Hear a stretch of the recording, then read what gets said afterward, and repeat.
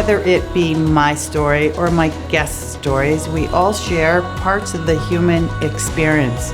In our own ways, we have all faced triumph and challenges, both joy and pain, both gratitude and grief.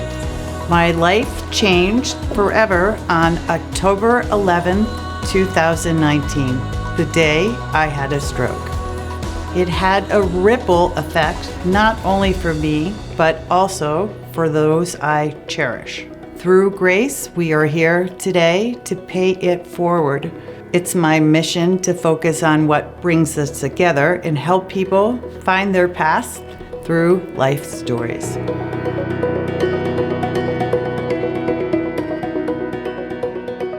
Brought to reality was a vision Nick Bales had at an early age. Through his brand, Nick sought to bring awareness to teen mental health. Sadly, Nick lost his battle in 2018. His mother, Maria, is here today to speak about her son and the foundation he started. So, Maria, thank you for being here. And I always say, everybody has a story. Absolutely. So our story is unfortunately a super sad story. Our son Nick created a clothing company at the age of 15 called Brought to Reality. Mm-hmm. We call it BTR. That's what it's known for. And unfortunately, we lost him to suicide 3 years ago on September 29, 2018 at the young age of 17. Mm. And what we've decided to do is just continue his brand. It meant the world to him. And out of the blue, we had no idea, but we have just become mental health advocates for teen mental health awareness and teen suicide prevention. So if you go back, do you know why? What led to it? So Nick was we had him when he was in 6th grade, we noticed that he was kind of struggling a little bit in school. He hated the school that he was at. And so when we started 7th grade, as soon as school started, he was just withdrawing, wasn't talking to his friends, wasn't on his phone, wasn't engaging. He was just literally sick to his stomach every Sunday night because he had to go to school. Mm. So within 2 weeks, I decided to pull him and send him to a different school. That seemed to work, and it helped him a lot. And at the same time, my other son was struggling with school as well, with anxiety. We started therapy for both of them at that time. So for 4 years. Family or individual? No, we went as a family all together and just started talking. And that's when we realized that Nick had a little bit of anxiety, not really so much as depression. But then I would say his sophomore year, he was really agitated a lot. Would come home just crabby.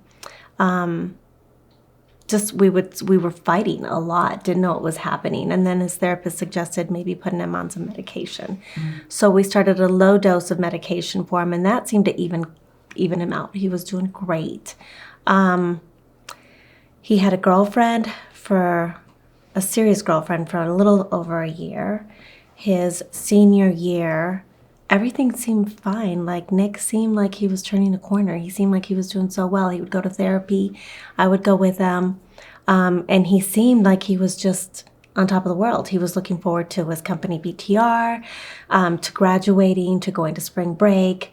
You know, as a senior with all of his friends, we were going to go to Mexico. We were he was living the life, playing hockey, playing lacrosse. He seemed so happy. We don't know what happened. There really weren't a whole lot of signs with Nick. Mm-hmm. Nick is what I would say he wore a mask. The only thing we did start to find out a little later on after we lost him that he was drinking. Mm-hmm. Quite a bit. Some of his friends had even said, hey, what's going on? Why are you drinking so much? And I know that some of his friends even came up to us afterwards and said that Nick would share some of his depression with them and talk a little bit, especially his girlfriend that he had. So, but he never really talked to us about the depression he felt. I did, however, find a journal that I wasn't supposed to read in his room, and I read it, and he did talk about how he didn't know how much longer he can walk this earth. how he didn't feel like he belonged anywhere. Like, Okay, can I stop? Are you upset that you found that journal? You read it?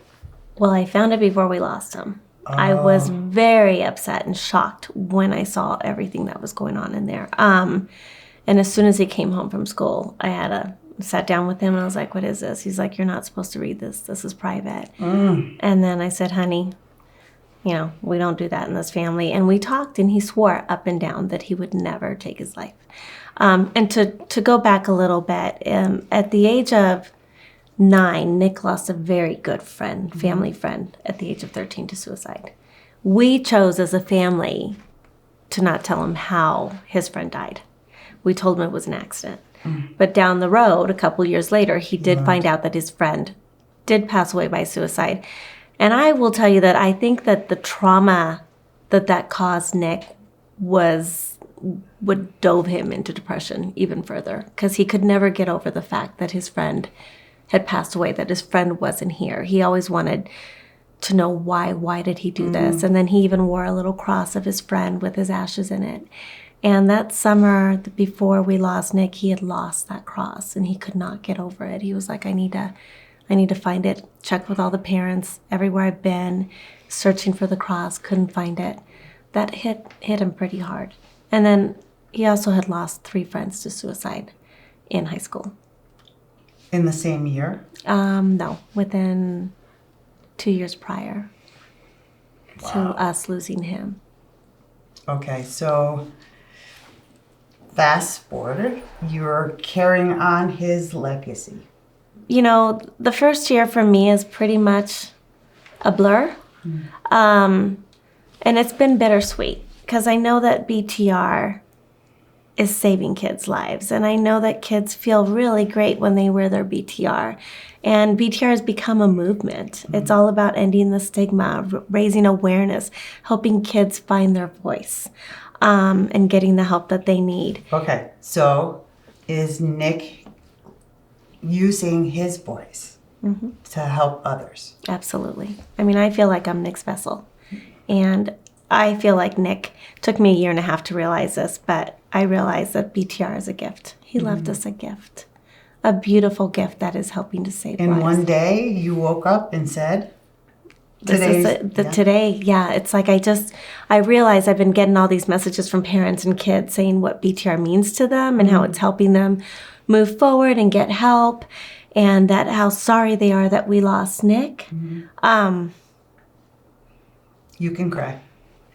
But that it's making a huge difference in their lives, and that they want to fight it and they want to get better, and that they want to help friends that also are struggling, and they want to make a difference in this world because of BTR. And I honestly feel, and I tell kids all the time, that we didn't lose him in vain. We had to lose him to help save you. So are you shocked how many kids are coming out of the woodwork? Absolutely. Yeah. And they can tell their friends, they can not tell their parents? Like, why does a child hide? I think there's just that stigma around mental health. There's a stigma that if you're struggling, if you're depressed, if you're bipolar, schizophrenic, that there's a lot of shame behind it. So kids just don't want to talk about it. And, But do they know?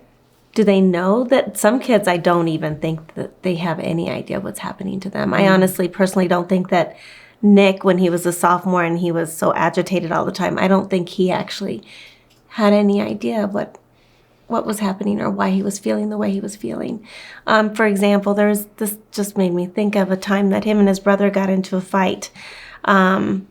We actually were joking around with a little lizard and we threw it on Nick, and he got really mad, and he got really mad at his brother, and it just got really ugly really fast. And I remember walking in there to talk to him, and we had all been crying. I was crying, and I remember looking at him saying, Nick, honey, what is wrong? Like, why did you act out like that over something so small? I feel like I don't even know you anymore. And the look he gave me, Lori, was like, I don't know me. You will always remember that look. And it didn't take until after, I didn't realize that until after I'd lost him, that look was him confused internally. He was confused. He didn't know why he was acting out. He didn't know why he was feeling the thoughts he was feeling. Okay, so tell me about BTR. Okay, so BTR is amazing because, it started with Nick. Nick was always an entrepreneur at heart. Always liked clothes and being a little bit unique with clothes and being true to his style. And he was very creative. And Nick would turn his creativeness, we found out later, into, that was his way of coping. He liked to draw. He liked to get creative. And then all of a sudden he came up with the idea of, I'm going to put this stuff on clothes. And he figured out a way how to do it. Like he opened up his own website. He did it all himself. He was figuring out how to make PNGs and how to do all this stuff on Adobe. And it was smart kid. He knew what he wanted, and he had no problem like getting out there and following through with what he wanted to do. And so BTR is pretty much just, it was an outlet for him. But for other kids, they actually send us their designs. Oh, like, wow. We open it up. We're like, if you want to put something on BTR and if, create something, send it to us. Let's see if we can sell it. Like a logo. Yes, like a logo or a design, whatever it was, whatever it is, whatever you want to do. If you want to express yourself, send us your designs, and then we'll put it on our apparel. Because usually we mostly only have T-shirts and hoodies, mostly hoodies. And kids love doing that. So we're giving kids an outlet, a voice. The kids are the ones that kind of do all the advertising for us. They market it on their Instagrams. And then before you know it, everybody's buying TikTok and all that? Well, we haven't quite gotten into TikTok yet. It's My producer can show you how. Okay, good. Because I'm not a TikToker. I love watching TikTok videos, but I'm not there yet. So, yeah. Me neither. Yeah. Tell me about the mental health assistance that BTR offers. So, yeah, we've evolved into different ways. BTR, because our son sat on a couch for 4 years getting therapy, and it didn't really help him. Kids are smart. They know what they want to say to a therapist.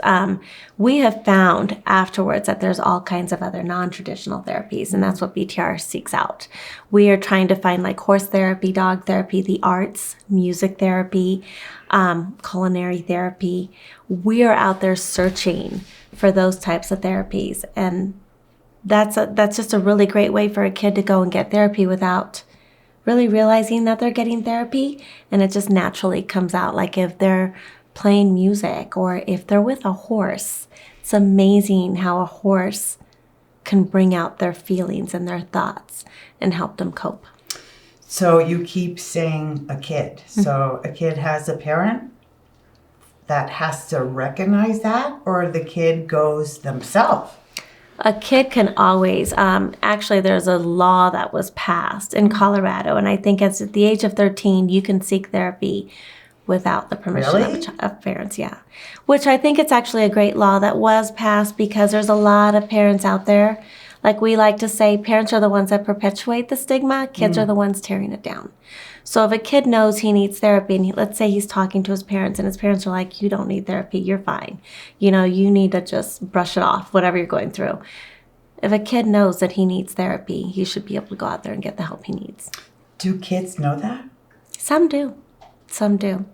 Where would they find it? Well, we on our BTR Instagram and our BTR Facebook, I'm constantly putting out there lots of messages, positive messages.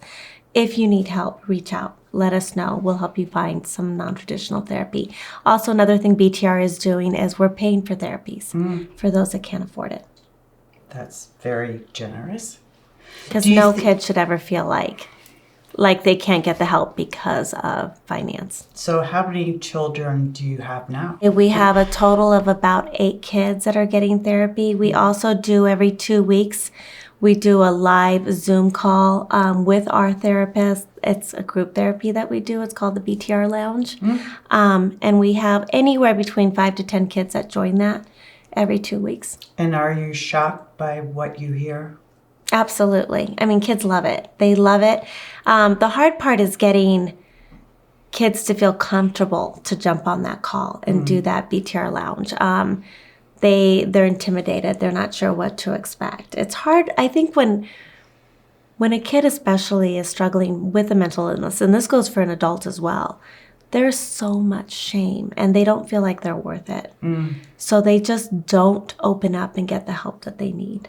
Like if you have diabetes, you know that something's wrong, you go to a doctor, you figure out it's diabetes, you get treatment.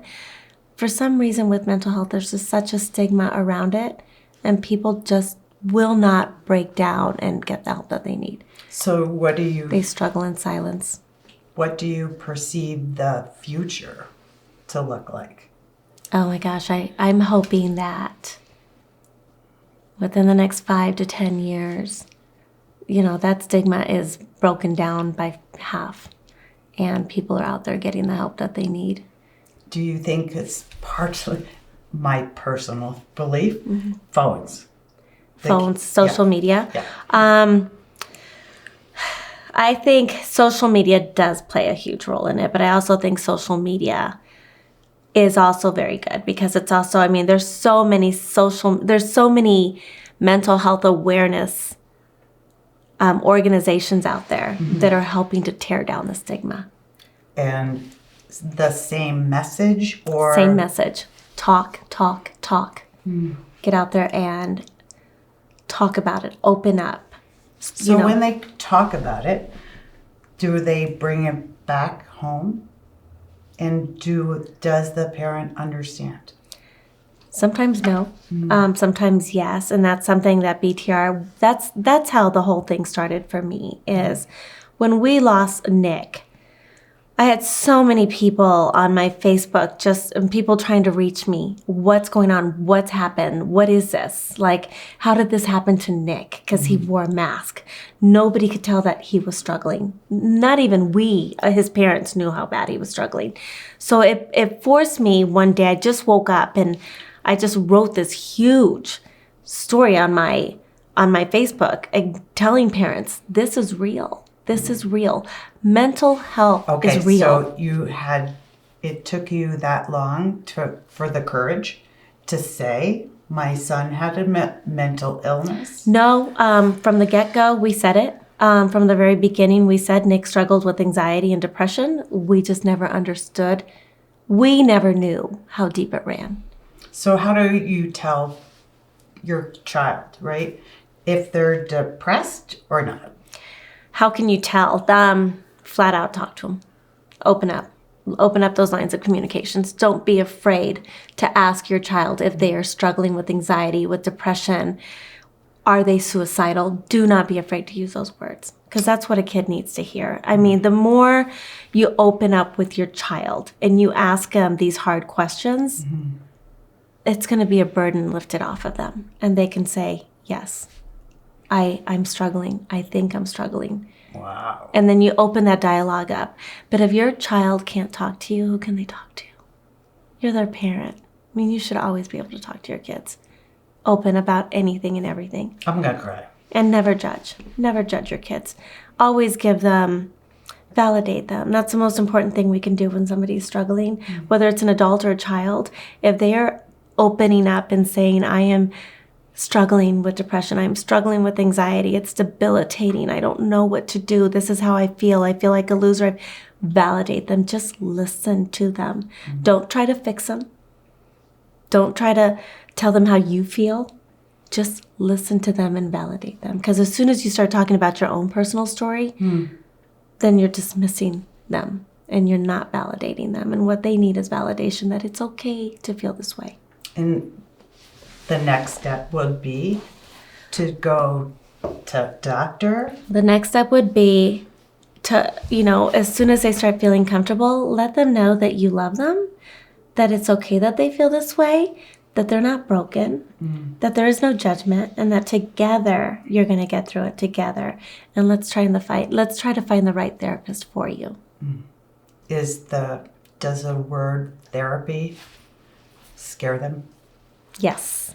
It does scare kids because kids don't want to go to a professional where they are sitting across from them on a couch and the professionals all dressed up. So I think it's really important to express to your child that there's all kinds of different therapists out there. Like there is horse therapy. You can get therapy with dogs where the dogs are snuggling. Dogs know. A dog therapist, they're amazing because they know when you're anxious and they will just immediately come up to you and help you feel, a little bit light. And then you start talking. So it's important to find the right therapist. And I think the right therapist is a therapist who also struggles. Tell me about what BTR is doing for the community. So BTR has been doing really, really great. It's amazing, like what our community is doing for BTR. We have so many kids reaching out to us, and they want to do philanthropy programs with BTR, like colleges. We have CU Denver. I mean, we have colleges all around the place, the Kappa House, sororities, fraternities. They're all like calling us saying, we want to make BTR part of our philanthropy. How can we do this? We want to bring awareness into our school. And like Arapahoe High School, the school that Nick and my son go to, that's been amazing too, because like the lacrosse team and the basketball team, they've done foundation games around BTR to bring awareness. They all wear stickers of BTR on their helmets. They're just representing BTR and our community. I honestly don't know where I'd be without them. They have blessed us. Like we feel so fortunate and so loved in our community. And constantly I have parents reaching out, kids reaching out, how can we help? How can we be a part of BTR? Or thank you so much for what you're doing for opening up, because you've opened up about your situation, your struggles, your loss. It's helping me to talk to my kid. So the schools, like the team, would you suspect that a coach knows, but a coach wants to make everybody feel comfortable? Yeah, I think it's because of, so the kids will go to the coaches. And if a coach, they all know, most of the coaches in our community know of BTR. So they'll reach out to us saying, how can we spread awareness? How can I talk to my kids? Like my husband, Will, has gone out and talked to like the Arapahoe football team and talk to the kids about mental health, about opening up. I mean, we've gone to the schools, we've done Zoom calls where we are talking to these kids personally, telling them that what effect does that have?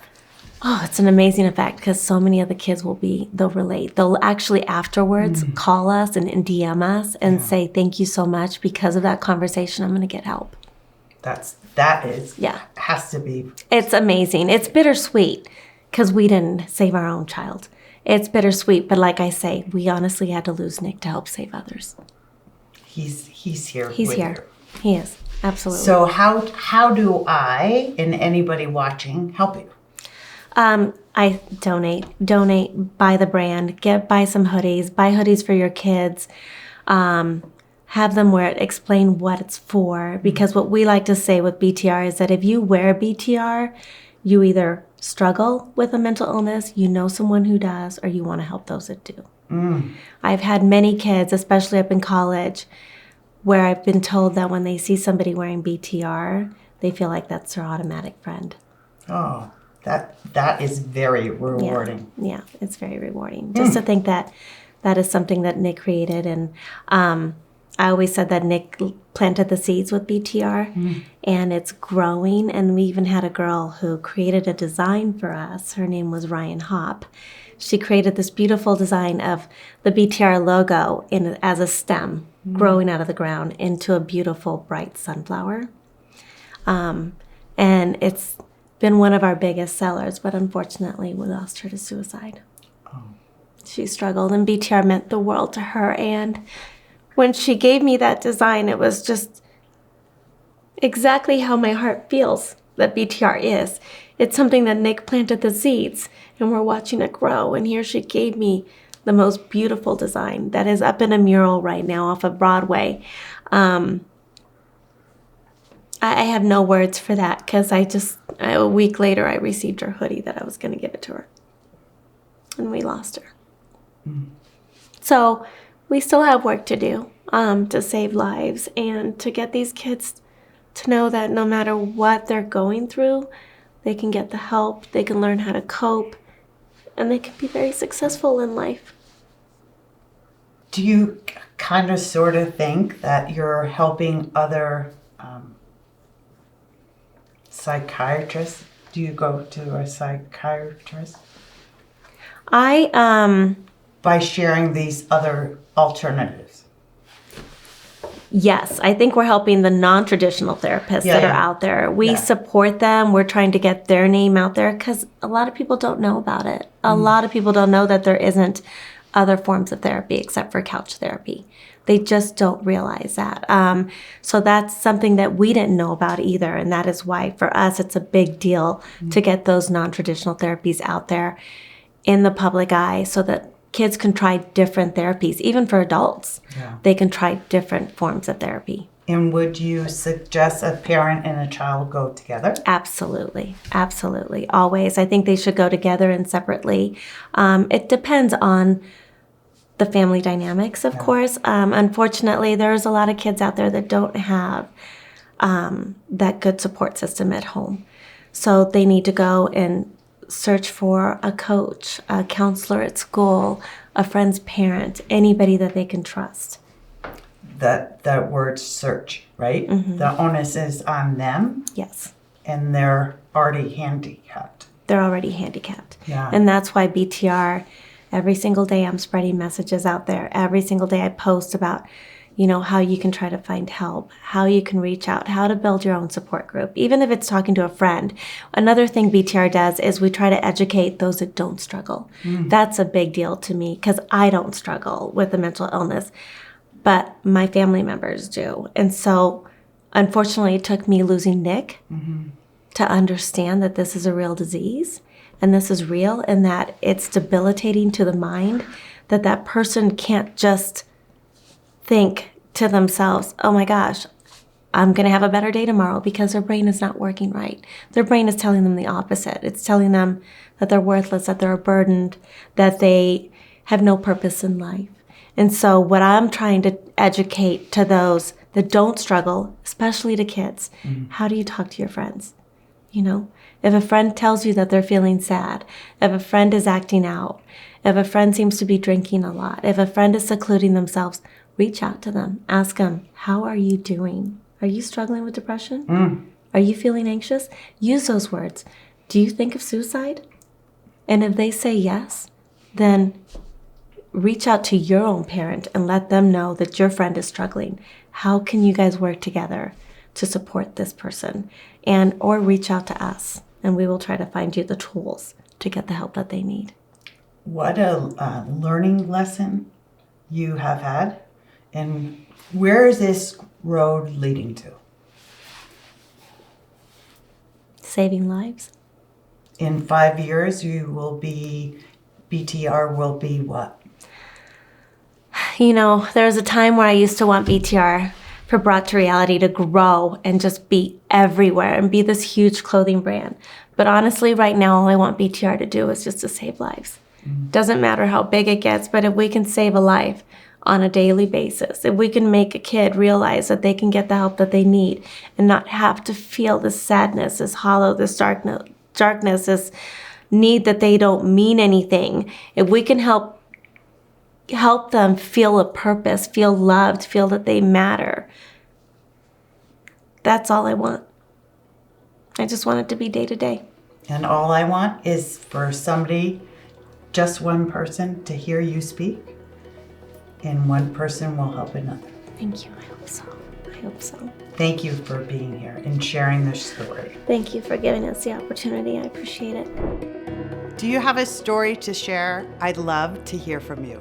Please visit LoriCorken.com. There you will find more stories like the one you heard today with our series, The Power of a Voice.